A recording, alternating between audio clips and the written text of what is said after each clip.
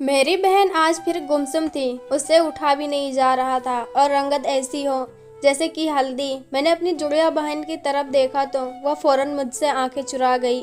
उसने आज तक मुझसे आंखें नहीं चुराई थी। वह मुझे देखकर इशारा करती तो मैं उसकी बातें समझ लेती। मैंने कहा कि क्या बात है जेबा, बताती क्यों नहीं?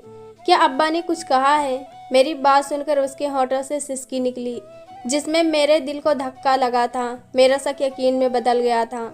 काफ़ी दिन से मुझे कुछ गड़बड़ का एहसास हो रहा था। उसकी तकलीफ को मैं खुद भी महसूस करती थी।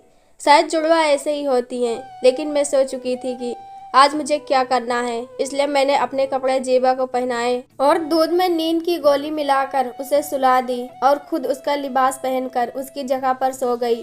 और अब मैं आने वाले वक्त के लिए तैयार थी। कुछ ही देर में अब्बा कमरे में आए और मुझे जेबा समझकर अपने गोद में उठाया और अपने कमरे में लिटा दिया। और इसके बाद जो मेरे बाप ने मेरे साथ किया वह शरीफ इंसान के लिए डूब मरने जैसा है।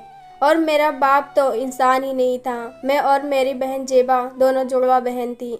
कोई भी पहली नज़र में हमें देखता तो पहचान नहीं सकता था कि मैं कौन हूँ और जेबा कौन है। अम्मी हम दोनों को कपड़े भी एक जैसे ही पहनाती थी। बस हम दोनों में एक ही फ़र्क था कि जेबा बोल नहीं सकती थी और मैं उसके हर इशारे को समझती थी। यूँ समझ लो कि वह अपने जज्बात का इशारा अपनी जुबान से करती थी। मैं इसके लिए जुबान का काम करती थी। जहाँ भी किसी को कोई बात समझा नहीं हो तो मुझे पकड़ कर ले जाती और वह उदास होती तो मुझे बताने की ज़रूरत नहीं पड़ती थी कि वह उदास है, क्योंकि मैं उसके आंखों की जुबान समझती थी। उसका हाल देखकर ही मैं समझ जाती थी। हम दोनों बहनों का रिश्ता बहुत अजीब था कि चोट जेबा को लगती तो दर्द मुझे होता। वह रोती तो आंसू मेरी आंखों में झिलमिलाने लगते थे। इसकी कोई खुशी और कोई गम मुझसे छुपा नहीं हुआ था। और शायद यह रिश्ता ऐसा ही था कि दुनिया में किसी भी किताब में इसका नाम नहीं दिया जा सकता था। अक्सर यह होता है कि शरारत में करती और मेरे हिस्से की मार वह खा लेती और मुझे बचा लेती। कोई उसे मारता तो मैं उसके सामने ढाल बनकर खड़ी हो जाती। बरसों से यही होता आ रहा था। हम दोनों की ज़िंदगी में खुशियाँ थी। हम दोनों ही माँ बाप की लाडली थी। मैं बहुत जिद्दी थी तो जेबा के हिस्से की जिद नहीं करती थी। मुझे मालूम होता था कि इसे क्या चाहिए, लेकिन इस वक्त मेरी खुशियों को नज़र लग गई। जब हम दोनों बहनें 10 साल की हुई तो हमारे अब्बू का इंतकाल हो गया। और रोड पार करते हुए एक्सीडेंट हो गया था। यह साल हम पर बहुत कठिन गुजरा था। मेरी माँ यह खबर सुनते ही बेहोश हो गई थी। हम दोनों बहनों का भी रो रो कर बुरा हाल था। इस हादसे पर यकीन नहीं आ रहा था कि कितने दिन तो यूं ही गुजर गए थे। लगता था कि अब्बा अभी आ जाएंगे, लेकिन आहिस्ता आहिस्ता एहसास होता गया वक्त आखिर गुजर ही जाता है। जैसा भी हो, हमारा भी वक्त गुजर गया था, लेकिन हमारे घर में सिर्फ अब्बू ही कमाने वाले थे। अब हमारे घर पर कोई कमाने वाला नहीं था। खानदान वाले कब तक हमारी मदद कर सकते थे? वक्त ने हमें जल्दी बड़ा कर दिया था। मेरी जिंदगी तो जैसे खत्म हो गई थी। जेबा तो पहले भी कुछ नहीं बोलती थी। कोई कमाने वाला नहीं था तो मेरी माँ ने एक फैक्ट्री में नौकरी कर ली जहाँ मेरे अब्बा नौकरी करते थे। वहाँ पर बच्चों के कपड़े ले जाते थे। मेरी माँ को सिलाई करनी आती थी। इसी तरह से गाड़ी चलने लगी थी। लेकिन फिर एक मसला आ गया। हम दोनों की ऐश 10 साल हो गई थी। जेबा घर में अकेली नहीं रह सकती थी, लेकिन मजबूरी थी, घर में अकेला रहना पड़ता था। सुबह हम दोनों साथ ही निकलती थी। वापस जब अम्मा घर आती तो घर के ताले की चाबी हमारे पास होती थी। हम दोनों इतनी देर तक एक खौफ में मुब्तला रहते थे जब तक अम्मी वापस नहीं आती थी। हर आहट हमें डर लगता था। लेकिन एक बार हमारे साथ ऐसा वाक़या हुआ कि हम अपने ही घर में गैर महफूज हो गए। हमारे मोहल्ले में एक पागल था जो अक्सर गलियों में घूमता रहता था और अक्सर आते जाते वह हम पर आवाज़ें करता था, लेकिन हम उसकी आवाज़ें रोक नहीं सकती थी क्योंकि वह एक पागल था। लेकिन एक बार वह दीवार फांदकर हमारे घर में आ गया था। उसे घर में देखकर हम दोनों बहनों की तो जैसे जान निकल गई थी। वह पागल हमें अजीब नज़रों से देख रहा था। हम समझ नहीं पा रहे थे कि अब क्या करें। हम दोनों ने जेबा बहुत डरपोक लड़की थी, मैं कुछ बहादुर थी। पहले तो हमने चोर चोर चिल्लाना शुरू कर दिया, लेकिन जल्द ही वह पागल हमारे करीब आ गया। एक चाकू उसने जेबा के गर्दन पर रख दिया। ये देखकर तो मेरी जान ही निकल गई थी। जेबा तो रो भी नहीं सकती थी। मैं चिल्लाई जोर से आवाज़ में। अपने बहन की बेबसी देखकर मुझ में ताकत आ गई और वह बचपन वाली बहादुरी वापस आ गई थी। मैंने उससे कहा कि छोड़ो मेरी बहन को, लेकिन वह ऊंची आवाज़ में हंसने लगा। कहने लगा, अगर तूने शोर किया तो मैं तेरी बहन का गर्दन काट दूंगा। इस पागल शख्स ने चाकू को जेबा के गर्दन पर दबाया, जिससे उसके गले से खून निकलने लगा। यह देखकर तो मैं पागल हो गई थी। मैं उसकी तरफ इतनी तेजी से भागी कि वह समझ ही नहीं पाया था कि मैं क्या करने वाली हूँ। मैंने उसके हाथ पैर बड़ी जोर से काटना शुरू कर दिया। वह तुरंत पीछे हटा और यही टाइम मेरे लिए काफ़ी था। मैंने कमरे में मौजूद गुलदान उठाया और सीधा उस पागल के सर पर दे मारा और साथ में चोर चोर चिल्लाई जा रही थी। उस पागल ने जेबा को छोड़ दिया। उस पागल का सर फट चुका था, उसके सर से खून बहने लगा था और मुझे गाली दे रहा था। मैंने फ़ौरन जेबा को पकड़ा और पीछे किया। इससे पहले कि वह मुझ पर कोई हमला करता, मैंने घर का दरवाज़ा खोलकर फ़ौरन बाहर मोहल्ले वालों को बुलाया और हमें मोहल्ले वालों ने बचाया था। इस मामले में हम बहुत खुशकिस्मत थे कि हमारे मोहल्ले वाले बहुत अच्छे थे और इनके सहारे ही माँ हमें छोड़कर जाती थी। जब मेरी माँ वापस आई और उन्हें इस बात का पता चला तो हम दोनों को गले लगाकर बहुत रोई और इस हादसे के बाद मोहल्ले वालों ने हमारी माँ को एक मशवरा दिया। कहने लगी, आज तो यह बच्चियाँ बच गई, लेकिन कभी भी इनके साथ हादसा हो सकता है। कब तक तुम इनको बचा सकती हो? अभी तो तुम खुद ही जवान हो।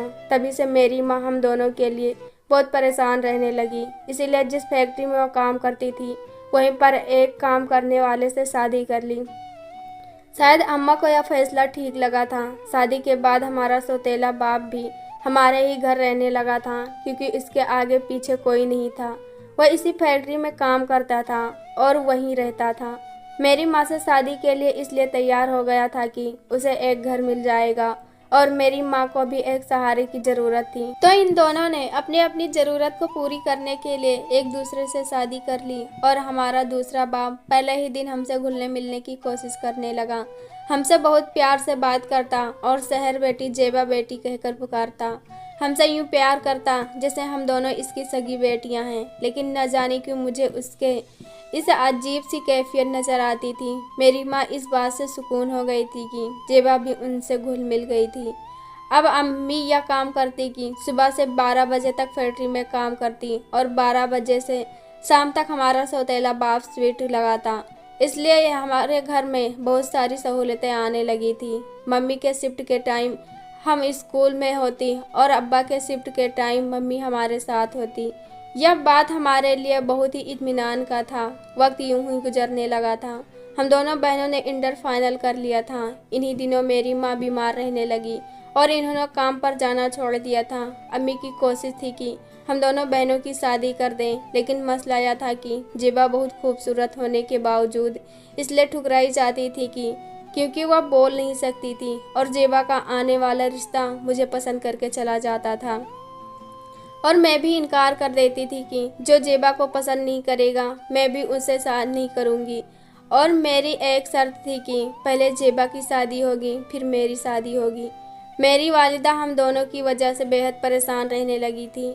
मेरे अब्बा अम्मा को रोज़ एक कड़वा सीरा माँ को पिलाते थे। हैरत की बात यह थी कि इस पर कोई नाम वगैरह नहीं लिखा हुआ था और हमें खांसी भी हो जाए तो हमें नहीं पीने देते थे। कहते थे कि यह हाकिम से स्पेशल तुम्हारी माँ के लिए लाया हूँ।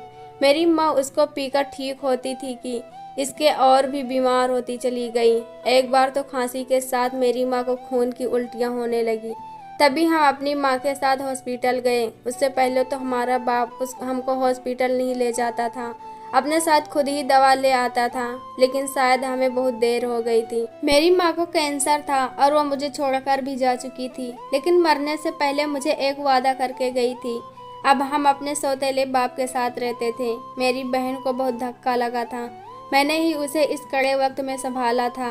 बहुत जल्दी हौसला हार जाती थी। मुझे इशारे में कहती, शहर तुम बहुत ज़्यादा बहादुर हो, मुझे लगता है मेरी ताकत भी तुम ही हो। मैं उसकी बात पर मुस्कुरा देती, लेकिन हर जगह खुद ही उसकी ढाल बनकर खड़ी हो जाती थी। हमारी माँ के इंतकाल के बाद ही हमारे सौतेले बाप का रवैया हमसे बदलने लगा था। बेटी बेटी कहता तो उसका मुंह सूखता था। अब हमें हमारे नाम से पुकारता था। मैं कुछ तेज थी, इसलिए वह मुझसे घबराता था। जेबा एक तो बोल नहीं सकती थी और दूसरी डरपोक बहुत थी, इसलिए वह सारी बात से जाती थी और सारा दिन उसको काम में वह लगाया रखा था। एक बार उसका दोस्त आया तो हम दोनों बहनें एक कमरे में बंद हो गई। अब्बा के दोस्त वापस जाएंगे तो हम बाहर निकलेंगे। लेकिन अब्बा के दोस्त आधी रात को गए। पहले तो हम चुप रहे, लेकिन उसके बाद तो जैसे सिलसिला ही निकल चुका था। एक दूसरे दिन ऐसे ही महफिलें जारी रहती। जीबा बहुत डरती रहती थी। मैं उसे संभालती रहती, लेकिन जब यह हद से ज़्यादा बढ़ने लगा और फिर मैंने अब्बा का लिहाज नहीं किया। उनसे बोला कि यह मेरा घर है, जहाँ आपको किसी गैर मर्द को लाने की ज़रूरत नहीं। अगर आपको यही महफिलें सजानी है तो आप भी हमारे घर से जा सकते हैं, क्योंकि यह घर हम दोनों बहनों के नाम ही था। मेरे अब्बा पहले तो हमें कुछ देर तक देखते रहे, अजीब सी नज़रों से, जैसे उन्हें गुस्सा आया हो। लेकिन समझ नहीं आ रहा था कि वह गुस्सा कैसे निकाले। लेकिन मुझे क्या पता था कि वह अपना गुस्सा ऐसे निकालेंगे कि मुझे ही ज़िंदगी भर पछतावा रहेगा। लेकिन जल्द ही उन्होंने खुद पर काबू पा लिया और कहने लगे, तुम बेफिक्र रहो, मैं इस घर में किसी को भी नहीं लाऊंगा। इसके बाद कुछ दिन तक घर में सुकून रहा, लेकिन फिर कुछ दिन बाद मुझे महसूस हुआ कि सोते हुए मेरे चेहरे पर कुछ लगता है और फिर इसके बाद मैं सो जाती हूँ और जब सुबह उठती हूँ तो मेरा बदन पूरा दर्द कर रहा होता है। जब मैं जेबा की तरफ देखती तो वह रो रही होती थी। जब मैं उससे रोने की वजह पूछती तो वह ऐसे डाल देती, लेकिन वह भी इस कदर बेहाल होती कि ठीक से चल भी नहीं पाती थी। न जाने इसको क्या हुआ था। इसकी रंगत दिन ब दिन पीली पड़ती जा रही थी। एक दिन मेरा अब्बा घर आया तो कहने लगा कि जेबा बहुत खुशकिस्मत है, यह हमारी नसीब बदलेगी। मुझे अब्बा की यह बात बिल्कुल भी समझ नहीं आई थी। अपना हर वक्त जेबा के इर्द गिर्द घूमता रहता था। जब वह किचन में होती तो अब्बा किसी न किसी बहाने से किचन में चला जाता और न जाने क्या बातें करता। जब मैं किचन में जाती तो जेबा रो रही होती थी और मुझे देखकर घबराकर अब्बा किचन से बाहर निकल जाता। जेबा दुपट्टे से अपने आंसू पोंछने लगती। मुझे यह बात समझ नहीं आती थी, मुझे रात को इतनी गहरी नींद क्यों आती है। और जब मैं सुबह उठी तो जेबा रो रही होती थी। मैं कितनी भी कोशिश करती, रात को बहुत गहरी नींद सो जाती। हालांकि इससे पहले मेरी नींद बहुत कच्ची थी। जरा सी आवाज़ होती तो मैं जाग जाया करती थी। जेबा के लिए एक बहुत अच्छा रिश्ता आ गया। वो लड़का भी गूंगा था और उसकी फैमिली बहुत अच्छी थी। उन्हें किसी भी बात पर कोई एतराज़ नहीं थी। लेकिन जेबा बहुत परेशान थी। मेरे अब्बा का भी मुंह फूला हुआ था। वह इस रिश्ते से खुश नहीं थे, लेकिन मैंने यह रिश्ता हाँ कर दिया था। जेबा ने मुझे इशारे से बताया था कि मैं उसका रिश्ता यहाँ ना करवाऊँ। जेबा ने कहा कि मैं यहाँ शादी नहीं करना चाहती। मैंने कहा क्यों नहीं करना चाहती? उनकी फैमिली बहुत अच्छी है और माँ की भी यही ख्वाहिश थी कि हम दोनों की शादी हो जाए। उसके आंखों में आंसू आने लगे और मुझसे इशारे से कहने लगी कि मुझसे कुछ ना पूछो, बस यह शादी इनकार कर दो बस। मेरा दिल धक से हो गया। मुझे लगा कि गड़बड़ कुछ ज़रूर है। इस रात मैंने अपनी नाक में रुई डाल ली, क्योंकि मुझे इसकी बदबू के बाद ही बहुत गहरी नींद आती थी।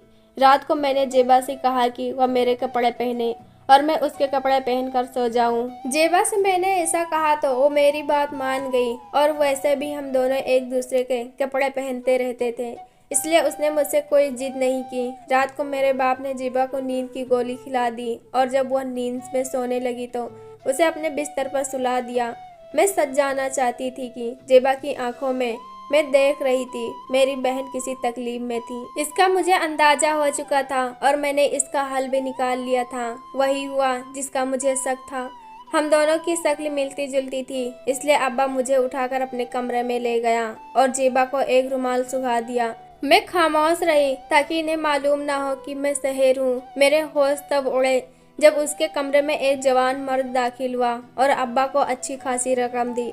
मेरे हाथों में लाल मिर्ची मौजूद थी और जैसे ही वह शख्स मेरे करीब आया मैं उठ बैठी और वह लाल मिर्च उस शख्स के आंखों में डाल दी। वह वहीं पर चिल्लाने लगा। मेरे बाप इस कमरे में आया तो मुझे देखकर हैरत से उसकी आंखें फटी की फटी रह गई।